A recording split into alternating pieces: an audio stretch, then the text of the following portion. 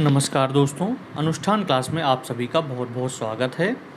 EBS पेडोगी के परिचर्चा में आज हम सभी बात करेंगे प्रीवियस ईयर क्वेश्चन कि सीटेट में प्रीवियस ईयर क्वेश्चन किस टाइप के आते हैं, हमें क्या स्ट्रेटजी बनानी पड़ेगी और हम क्वेश्चन को किस प्रकार से जल्दी से सॉल्व कर सकते हैं।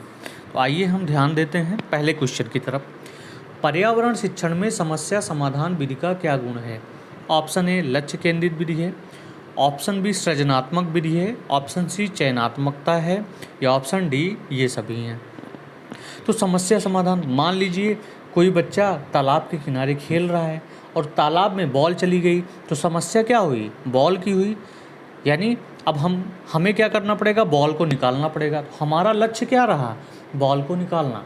तो इसलिए समस्या समाधान का पहला जो गुण होगा वो लक्ष्य केंद्रित विधि होगा।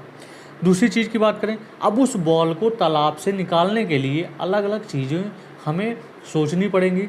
तो वो क्या करेंगे? वो किस विधि में आएगी? सृजनात्मक विधि में आएगी। अब चयन, अब उस बॉल को आसानी से निकालने के लिए किसी डंडे या लकड़ी की हम सहायता लेंगे। तो वो क्या होगा? वो आप चयन कर रहे हैं कि किस प्रकार से उस समस्या को सॉल्व किया जा सकता है। तो आपका जो सही जवाब होगा वो सही जवाब होगा ऑप्शन नंबर डी। ये सभी जो होंगे वो समस्या समाधान के विधि हैं। ठीक है, इतनी बात समझ में आ गई। आगे चलें क्वेश्चन नंबर 2 की तरफ। तो क्वेश्चन नंबर 2 क्या है कि पर्यावरणीय अध्ययन में शैक्षणिक भ्रमण का मूल उद्देश्य क्या है? ऑप्शन ए बच्चों की ऊर्जा को विकसित करना, ऑप्शन बी छात्रों के लिए प्रत्यक्ष अनुभव, ऑप्शन सी समाजीकरण को बढ़ावा देना या ऑप्शन डी टीम भावना बढ़ाना। ठीक है, तो पर्यावरण में जब शैक्षणिक भ्रमण करवाया जाता है तो शैक्षणिक भ्रमण में आपके चैप्टर में जो चीज़ें रहेंगी उसको समझाने के लिए हम किसी न किसी ऐतिहासिक प्लेस जाएंगे, किसी वन्य अभ्यारण्य जाएंगे। तो वहाँ पर हम जाके अगर बच्चों को साथ में ले जा रहे हैं तो बच्चे वहाँ पर स्वयं देख के प्रत्यक्ष अनुभव करके क्या करेंगे? सीखेंगे। इसलिए शैक्षणिक भ्रमण का मूल उद्देश्य क्या होता है? छात्रों के लिए प्रत्यक्ष अनुभव करवाना। ठीक है, तो आपका कौन सा ऑप्शन सही होगा? ऑप्शन नंबर बी सही जवाब होगा। आगे की ओर चलें, क्वेश्चन नंबर 3 की बात करें कि इनमें से कौन सा पर्यावरण का भौतिक कारक है? ऑप्शन ए पेड़ पौधे, ऑप्शन बी वायु, ऑप्शन सी मनुष्य या ऑप्शन डी है सूक्ष्म जीव। ठीक है, तो क्वेश्चन नंबर 3 में अगर भौतिक कारक देखें, भौतिक कारक में क्या आएगा? वायु आएगा। इसलिए आपका कौन सा ऑप्शन सही होगा? ऑप्शन नंबर बी सही होगा, वायु। ठीक है, आगे की ओर चलें क्वेश्चन नंबर 4 की तरफ। क्वेश्चन नंबर 4 की बात करें कि पर्यावरण शिक्षा से संबंधित अवधारणाएं अधिक किन पुस्तकों में पाई जाएगी? ऑप्शन ए जीव विज्ञान एवं रसायन शास्त्र में, ऑप्शन बी भौतिकी एवं भूगोल में, ऑप्शन सी अर्थशास्त्र एवं सामाजिक शास्त्र में या ऑप्शन डी है उपरोक्त सभी। ठीक है, तो अगर पर्यावरण शिक्षण से संबंधित अवधारणाएं देखें तो अवधारणाएं वो आपको जीव विज्ञान में मिलेंगी एवं रसायन शास्त्र में मिलेंगी। ठीक है, इसलिए आपका सही जवाब कौन सा होगा? आपका सही जवाब होगा ऑप्शन नंबर ए जीव विज्ञान एवं रसायन शास्त्र। आगे की ओर चलें क्वेश्चन नंबर 5 की तरफ। अगर हम क्वेश्चन नंबर 5 देखें, क्वेश्चन 5 क्या बोल रहा है कि पर्यावरण अध्ययन के अंतर्गत निम्नलिखित में से किस विषय का अध्ययन किया जाता है? ऑप्शन ए भूगोल का, ऑप्शन बी स्वास्थ्य एवं पोषण का, ऑप्शन सी जीव विज्ञान का या ऑप्शन डी ये सभी। तो अगर पर्यावरण अध्ययन की बात करें तो पर्यावरण अध्ययन को हम भूगोल में भी पढ़ते हैं, स्वास्थ्य एवं पोषण में भी पढ़ते हैं, जीव विज्ञान में भी पढ़ते हैं। इसका मतलब आपका जो सही जवाब होगा वो सही जवाब होगा ऑप्शन नंबर डी, ये सभी इसका सही जवाब होगा। ठीक है, आगे की ओर चलें क्वेश्चन नंबर 6। क्वेश्चन नंबर 6 देखें। अगर हम क्वेश्चन नंबर 6 देखें तो आप देखेंगे कि राष्ट्रीय पाठ्यचर्या की रूपरेखा 2020 के अनुसार पर्यावरण अध्ययन को किस कक्षा समूह में स्थान दिया गया है? ऑप्शन ए पहली और दूसरी कक्षा में, ऑप्शन बी तीसरी और पाँचवीं कक्षा में, ऑप्शन सी छठी और आठवीं कक्षा में या ऑप्शन डी 9वीं और 10वीं कक्षा में। ठीक है, तो आप देखेंगे ऑप्शन 6 में जो सही जवाब होगा कि राष्ट्रीय पाठ्यचर्या की रूपरेखा जो दी गई है वो क्लास 3 से लेकर 5 तक दी गई है, 5वीं कक्षा तक दी गई है। तो इसलिए आपका सही जवाब जो होगा ऑप्शन नंबर बी होगा, तीसरी और 5वीं कक्षा। आगे की ओर चलें, क्वेश्चन नंबर 6 की बात करें।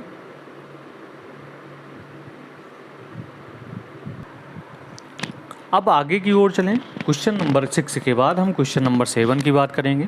क्वेश्चन नंबर 7 में क्या दिया गया है कि अगर सभी बच्चों को पर्यावरण अध्ययन के शिक्षण तथा सीखने के लिए प्रत्येक शिक्षण कक्ष में किसकी आवश्यकता है? ऑप्शन ए संज्ञानात्मक आयु उपयुक्त पाठ्यक्रम की आवश्यकता है। ऑप्शन बी कह रहा है कि अनुकूल तथा धमकी रहित परिवेश हो। ऑप्शन सी स्कूल आधारित आकलन प्रस्तुत करता हो। और ऑप्शन डी उपरोक्त सभी। तो आप देखेंगे क्वेश्चन नंबर 7 में जो आपका सही जवाब होगा वो होगा संज्ञानात्मक की भी विकल्प को भी ध्यान में रखते हैं। अनुकूल परिवेश होना चाहिए जहाँ पे धमकी न दी जाती हो। स्कूल आधारित आकलन प्रस्तुत करना होगा, इसलिए आपका जो सही जवाब होगा वो सही जवाब होगा ऑप्शन नंबर डी। अब आगे की ओर चलें, क्वेश्चन नंबर 8 की तरफ चलें। 8वां प्रश्न आपके सामने दिया जा रहा है कि पर्यावरण अध्ययन की कक्षा में सरल प्रयोग और निर्देशन के लिए क्या किए जा सकते हैं? ऑप्शन ए कक्षा में अनुशासन को सुनिश्चित करने हेतु बच्चों को नियंत्रित करना। ऑप्शन बी बच्चों को स्वयं सीखने के योग्य बनाने और अवलोकन कौशलों को पैदा करना। ऑप्शन सी उच्च कक्षाओं में क्या किया जाता है उसका अनुसरण करना। ऑप्शन डी प्राथमिक कक्षाओं में क्या किया जाता है उसका अनुसरण करना। ठीक है, तो आप देखेंगे कि उच्च कक्षा में क्या किया जाता है उसका अनुसरण करना, ये तो बिल्कुल आपका गलत ऑप्शन है। प्राथमिक कक्षाओं में किया जाता है उसका भी अनुसरण नहीं कर सकते हैं, ये भी ऑप्शन गलत हुआ। तो आपका ऑप्शन ए और बी में से एक ऑप्शन सही हो सकता है। तो अगर बच्चों को पर्यावरण में जहाँ पर बच्चों को स्वयं सीखने के योग्य बनाया जाए, जहाँ पर अवलोकन कौशल का विकास किया जाए, वो इस आंसर का सही जवाब होगा और वही आपके इस प्रश्न में उपयुक्त होगा। ठीक है, तो आपका जो ऑप्शन सही होगा, ऑप्शन सही होगा कौन सा? ऑप्शन नंबर बी सही होगा कि बच्चों को स्वयं सीखने के योग्य बनाने और अवलोकन कौशल को पैदा करना ही सरल प्रयोग और निर्देशन के लिए किया जाता है। ठीक है, आगे की ओर बात करें क्वेश्चन नंबर 9। क्वेश्चन नंबर 9 को ध्यान दें कि निम्नलिखित में से कौन एक पर्यावरण शिक्षण का उद्देश्य नहीं है? यहाँ पर ध्यान दीजिएगा, नहीं है लिखा है। ऑप्शन ए पर्यावरण से संबंधित ज्ञान। ऑप्शन बी प्रदूषण की समस्या। ऑप्शन सी सामाजिक चेतना। या ऑप्शन डी जनसंख्या नियंत्रण। ठीक है, कौन पर्यावरण शिक्षण का उद्देश्य नहीं है? तो पर्यावरण से संबंधित ज्ञान, तो ये तो शिक्षा पर्यावरण शिक्षा का उद्देश्य है। प्रदूषण की समस्या भी पर्यावरण शिक्षा का उद्देश्य है। जनसंख्या नियंत्रण भी करना, ये भी किसका उद्देश्य है? पर्यावरण शिक्षा का उद्देश्य है। तो आपको ध्यान में देना होगा कि यहाँ पर कौन सी चीज़ शिक्षा का उद्देश्य में नहीं शामिल है। तो आपका ऑप्शन नंबर सी सही जवाब होता है कि सामाजिक चेतना पर्यावरण शिक्षण के उद्देश्य में शामिल नहीं है। अगले क्वेश्चन की तरफ ध्यान दें। क्वेश्चन नंबर 10, पर्यावरण अध्ययन किसे कहते हैं? ऑप्शन ए प्राकृतिक और मानव निर्मित पर्यावरण एवं इन दोनों के मध्य होने वाली अंतर क्रियाओं का अध्ययन। ऑप्शन बी केवल जीव जगत पर प्रकृति का पड़ने वाला प्रभाव। ऑप्शन सी केवल वनस्पति जगत पर प्रकृति का पड़ने वाला दुष्प्रभाव। ठीक है, समझ में आ गई ये बात? या अगर ऑप्शन डी की बात करें प्राकृतिक महामारियों का अध्ययन, तो आप देखेंगे इसका जो सही जवाब होगा वो सही जवाब होगा ऑप्शन नंबर ए प्राकृतिक और मानव निर्मित पर्यावरण इन दोनों के मध्य होने वाली अंतर्क्रियाओं का क्या करता है? अध्ययन करता है। अब अगर अगले क्वेश्चन की ओर ध्यान दिया जाए तो अगला क्वेश्चन कौन सा है कि विभिन्न जीवों के अंतर संबंधों तथा उनके भौतिक वातावरण से अंतर संबंध के अध्ययन को निम्नलिखित में से किस नाम से जाना जाता है? Option A phenology. Option B पारिस्थितिकी। ऑप्शन सी जैविकी। या ऑप्शन डी प्राणी विज्ञान। तो आप देखेंगे क्वेश्चन नंबर 11 में जो सही जवाब होगा कि अगर भौतिक पर्यावरण से जीवों के मध्य जो अंतर संबंध का अध्ययन करते हैं वो बात आती है किसमें? पारिस्थितिकी में आती है। इसलिए आपका सही जवाब कौन सा होगा? आपका सही जवाब होगा ऑप्शन नंबर बी, इसका सही जवाब होगा। नेक्स्ट क्वेश्चन देखें, क्वेश्चन नंबर 12 कि भूमि प्रदूषण की अवधारणा को निम्न में से किस तरह सबसे बेहतर तरीके से पढ़ाया जा सकता है? ऑप्शन ए भूमि प्रदूषण करने वाले कारकों का अवलोकन तथा उनका चित्र बनाने की गतिविधि को बच्चों को निष्पादित करने के लिए कहना। ऑप्शन बी भूमि प्रदूषण कारकों का फोटो दिखाना। ऑप्शन सी कक्षा में भूमि प्रदूषकों को दिखाना और उनकी प्रदूषणकारी क्रियाविधि को समझना। ऑप्शन डी बोर्ड पर चित्र बनाते हुए प्रदूषण होने के चरणों को प्रदर्शित करना। तो आप देखेंगे आपका यहाँ पे जो सही जवाब होगा वो कौन सा होगा कि जो कार्य बच्चे स्वयं करके सीखेंगे वही सबसे सटीक आंसर होता है सीटेट में। यानी जो बच्चों के दृष्टिकोण से सबसे ज़्यादा उपयुक्त होगा वही सही होगा। तो आप देखेंगे ऑप्शन ए में क्या कहा जा रहा है कि भूमि प्रदूषण करने वाले कारकों का अवलोकन तथा उनका चित्र बनाने की गतिविधि को बच्चों को निष्पादित करने के लिए कहने से हम उसको बेहतर तरीके से क्या कर सकते हैं, पढ़ा सकते हैं। इसलिए आपका सही जवाब होगा ऑप्शन नंबर ए सही जवाब होगा। यानी क्वेश्चन नंबर 12 में कौन सा ऑप्शन सही होगा, ऑप्शन नंबर ए सही जवाब होगा। क्वेश्चन नंबर 13 देखें कि बच्चों को वायु प्रदूषण से परिचित करवाने के लिए शिक्षक द्वारा प्रयुक्त सर्वश्रेष्ठ उपाय निम्नलिखित में से कौन सा हो सकता है। ऑप्शन ए कक्षा में किसी पुस्तक से पढ़कर बता सकते हैं, ठीक है। ऑप्शन बी है एक लघु फिल्म दिखाने के साथ वातावरण को गंदा करने वाले संभावित तत्वों के प्रकारों पर बच्चों के साथ चर्चा कर सकते हैं। ऑप्शन सी चार्ट पर वायु प्रदूषकों को प्रदर्शित करते हैं। और ऑप्शन डी बच्चों से विभिन्न प्रकार के वातावरण प्रदूषकों की सूची बनाने के लिए कहा जा सकता है। तो अगर इस क्वेश्चन का सही जवाब हम देखें तो जो जिसमें बच्चे सबसे ज़्यादा काम करके सीखेंगे वो इसका सही जवाब होगा। अब देखेंगे ऑप्शन बी को कि एक लघु फिल्म अगर दिखा के वातावरण को गंदा करने वाले संभावित तत्वों के प्रकारों पर बच्चों के साथ चर्चा किया जाए तो बच्चे उसको आसानी से क्या कर सकते हैं, सीख सकते हैं। तो यानी क्वेश्चन नंबर 13 में जो आपका सही जवाब होगा वो सही जवाब होगा ऑप्शन नंबर बी, इसका क्या होगा, सही जवाब होगा। आगे की ओर चलें, हमारा अगला क्वेश्चन जो है वो क्वेश्चन नंबर 14 है कि वायु प्रदूषण के बारे में बताने के लिए आप किस आवश्यक कौशल में शामिल हैं। ऑप्शन ए अभिव्यक्त्यात्मक योग्यताओं को बाहर निकालने के लिए विलक्षण संप्रेषण कौशल। ऑप्शन बी प्रोजेक्ट बनाने की विलक्षण कुशलता। ऑप्शन सी वायु प्रदूषक तत्वों, वातावरण तथा जलवायु की गहन समझ। या ऑप्शन बी है वायु प्रदूषकों के बारे में सरकार द्वारा चलाए गए प्रतिरोध नियमों तथा तकनीक के प्रयोग की जानकारी देके, ठीक है। तो आपका 14 देखेंगे कि वायु प्रदूषण के बारे में हम कैसे बता सकते हैं। वायु प्रदूषक तत्वों, वातावरण तथा जलवायु की गहन समझ अगर हम शामिल कर दें तो उससे बच्चा क्या होगा, आसानी से सीखेगा। तो इसलिए आपका 14 में जो सही जवाब होगा ऑप्शन नंबर सी सही जवाब होगा कि वायु प्रदूषक तत्वों, वातावरण तथा जलवायु की गहन समझ से वायु प्रदूषण के बारे में हम आसानी से जानकारी दे सकते हैं। क्वेश्चन नंबर 15 की बात करें। क्वेश्चन नंबर 15 हमारे सामने है कि पर्यावरण अध्ययन के शिक्षण से उन प्रक्रिया आधारित कौशलों को बढ़ावा दिया जाना चाहिए जो पूछताछ आधारित प्रत्यक्ष अनुभव के केंद्र बिंदु हैं। निम्नलिखित में से कौन सा एक ऐसा कौशल नहीं है। ऑप्शन ए पूर्वानुमान, ऑप्शन बी निर्धारण, ऑप्शन सी निष्कर्ष निकालना या ऑप्शन डी अवलोकन। अगर पर्यावरण अध्ययन के शिक्षण से आधारित कौशलों को बढ़ावा देने की बात करें, पूछताछ आधारित प्रत्यक्ष अनुभव के केंद्र बिंदु को माने तो आपका पूर्वानुमान भी इसका केंद्र बिंदु होगा। यानी हम पूर्व ज्ञान से संबंधित चीज़ों को पढ़ाते हैं, निष्कर्ष लास्ट में निकालते हैं और साथ में उसमें हम क्या करवाते हैं, अवलोकन करवाते हैं। यानी अगर हम बात करें तो यहाँ पर हम क्या नहीं करते हैं, यहाँ पर पूछताछ आधारित प्रत्यक्ष अनुभव में कभी भी निर्धारण नहीं करते हैं, ठीक है। इसलिए आपका सही ऑप्शन कौन सा है, ऑप्शन नंबर बी सही जवाब। अगला क्वेश्चन देखें, क्वेश्चन नंबर 16, निम्नलिखित में से कौन सा पर्यावरण का अंतर्वेशन मॉडल बच्चों के लिए सहायक होता है। ऑप्शन ए विशिष्ट क्रियाकलाप के कारण विद्यार्थियों में समस्याओं और मुद्दों के संबंध में समझ विकसित करने में। ऑप्शन बी अपनी जिज्ञासाओं के बारे में पूछ सकने और उत्तर प्राप्त करने में।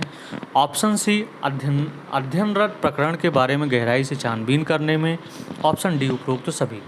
तो अगर देखेंगे कि पर्यावरण का अंतर्वेशन मॉडल जो संबंधित होता है वो विद्यार्थियों की समस्याओं और मुद्दों के संबंध में समझ विकसित करके किया जा सकता है। जिज्ञासा के बारे में प्रश्न पूछ कर किया जा सकता है। जब अध्ययन कर रहे हैं और जब पढ़ रहे हैं उस समय जो उस प्रकरण के बारे में गहराई हो या इम्पॉर्टेंट बात हो उसकी छानबीन कर सकते हैं। तो आपका जो सही जवाब होगा वो सही जवाब होगा ऑप्शन नंबर डी उपरोक्त सभी, इसका सही जवाब होगा। आगे की ओर बात करें क्वेश्चन नंबर 17 अगर ध्यान से देखें तो निम्नलिखित में से क्या करने के लिए पर्यावरण अध्ययन की कक्षा में प्रदूषण पर सरल प्रयोग और निर्देशन किया जा सकता है। ऑप्शन ए बच्चों द्वारा पूछे गए पर्यावरणीय प्रदूषण संबंधी प्रश्नों पर आधारित विचारों पर चर्चा करने, अवलोकनों को दर्ज करने तथा उनका विश्लेषण करने के लिए। ऑप्शन बी कक्षा में अनुशासन को सुनिश्चित करने हेतु बच्चों को नियंत्रित करने के लिए। ऑप्शन सी बच्चों को स्वयं सीखने के योग्य बनाने और अवलोकन कौशलों को पैदा करने के लिए। या ऑप्शन डी है उच्च कक्षाओं में किए जाने वाले कार्यों का अनुकरण करके हम सीख सकते हैं। तो आप देखेंगे क्वेश्चन नंबर 17 में कह रहा है कि प्रदूषण पर सरल प्रयोग और निर्देशन किया जा सकता है कैसे। तो यानी जहाँ पर बच्चा स्वयं कार्य करेगा वही इसका सही जवाब होगा, यानी जो बच्चों के दृष्टिकोण से सही होता है उसी को हम यहाँ पर ज़्यादा उपयुक्त आंसर मानेंगे। तो आपका सही जवाब होगा कौन सा, ऑप्शन नंबर सी सही जवाब होगा कि बच्चों को स्वयं सीखने की योग्य बनाने और अवलोकन कौशलों को पैदा करने के लिए हम उन्हें प्रदूषण पर सरल प्रयोग और निर्देशन बता सकते हैं। तो आपका सही जवाब कौन सा होगा, ऑप्शन नंबर सी आपका सही जवाब होगा। आगे की ओर चलें क्वेश्चन नंबर 18 कि इनमें से किसने कहा था कि पर्यावरण प्रबंधन की संकल्पना सामान्य तथा पर्यावरण मॉडल से संबंधित होती है। ऑप्शन ए राइट्स ने, ऑप्शन बी मेंडल ने, ऑप्शन सी डेनिस मिडोज ने, या ऑप्शन डी की बात करें लैमार्क ने। तो इसका सही जवाब होगा कौन सा, ऑप्शन नंबर कौन सा होगा, इसका सही जवाब होगा कौन सा, option number C Dennis Meadows ने कहा था कि पर्यावरण प्रबंधन की संकल्पना सामान्य तथा पर्यावरण मॉडल से क्या होती है, संबंधित होती है। अगले क्वेश्चन की ओर बढ़ें। क्वेश्चन नंबर 19 पर्यावरणीय प्रदूषण पर दिया जाने वाला दत्त कार्य असाइनमेंट निम्नलिखित में से किस प्रकार छात्रों की सहायता करेगा। ऑप्शन ए पर्यावरणीय प्रदूषण पर बच्चों को सूचना खोजने, अपने विचारों का निर्माण करने और उन पर संवेदनशीलता जागृत करने का अवसर प्रदान करके। ऑप्शन बी दत्त कार्य छात्रों के साथ साथ अभिभावकों को भी जागृत करता है। ऑप्शन सी प्रतिदिन पर्यावरणीय प्रदूषण पर गृहकार्य तथा कक्षा में अभ्यास कार्य के रूप में दत्त कार्य छात्र में जागरूकता का विकास करता है। या ऑप्शन डी उपरोक्त सभी कथन सत्य हैं। तो आप देखेंगे अगर क्वेश्चन नंबर 19 की तरफ देखें तो दत्त कार्य में अभिभावक भी जागृत होते हैं, बच्चे भी जागृत होते हैं, ठीक है। उनकी संवेदनशीलता को जागृत करके हम क्या कर सकते हैं, पर्यावरणीय प्रदूषण पर बच्चों को अच्छे से हम सूचना दे सकते हैं, ठीक है, उनके विचारों का निर्माण करवा सकते हैं। तो इसलिए आपका जो सही ऑप्शन होगा कौन सा ऑप्शन होगा, ऑप्शन नंबर डी इसका सही जवाब होगा। क्वेश्चन नंबर 20 की बात करें और ये इस सीरीज का लास्ट क्वेश्चन है। तो इसमें क्वेश्चन क्या दिया जा रहा है कि पारिस्थितिकी को समझने के लिए एक शिक्षक में निम्न में से किस बात की समझ होनी चाहिए। ऑप्शन ए अभिव्यक्तात्मक योग्यताओं को बाहर निकालने के लिए बेहतर संप्रेषण कौशल देना। ऑप्शन बी व्याख्यान देने की विलक्षण क्षमता। या ऑप्शन सी पारिस्थितिकी के सैद्धांतिक और व्यवहारिक पक्ष की गहन समझ विकसित करना। या ऑप्शन डी पारिस्थितिकी के बारे में सरकार द्वारा चलाए गए पारिस्थितिकी संरक्षण अभियान की बेहतर जानकारी। तो पारिस्थितिकी को समझने के लिए क्या बताना पड़ेगा, पारिस्थितिकी का सिद्धांत बताना पड़ेगा, पारिस्थितिकी के व्यवहारिक पक्ष के बारे में गहनता से समझाना पड़ेगा और ये काम किसका है, शिक्षक का है। इसलिए आपका सही जवाब जो जाता है ऑप्शन नंबर सी की तरफ जाता है। तो अगर आपको ये वीडियो अच्छी लगी हो और समझ में आया हो तो कृपया इस चैनल को सब्सक्राइब करना ना भूलें। आपको इसी तरह के तरीके से आपको 10 मॉक टेस्ट करवाए जाएंगे, किसमें, इकोनॉमिक्स में। तब तक के लिए आप सब अनुष्ठान क्लास के साथ बने रहिए और इसी के साथ इस लेक्चर को यहीं पर क्या दिया जाता है, विराम दिया जाता है।